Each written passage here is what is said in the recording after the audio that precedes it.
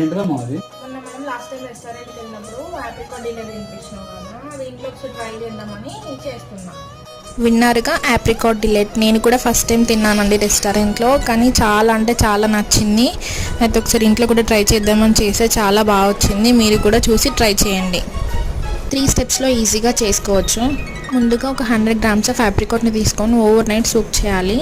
Morning ఒక గిన్నెలో ఆప్రికాట్స్ని అదే వాటర్తో వేసుకొని 2 స్పూన్స్ ఆఫ్ షుగర్ వేసుకొని ఒక 20 minutes మెత్తగా అయ్యేంత వరకు ఉడికించుకోవాలి.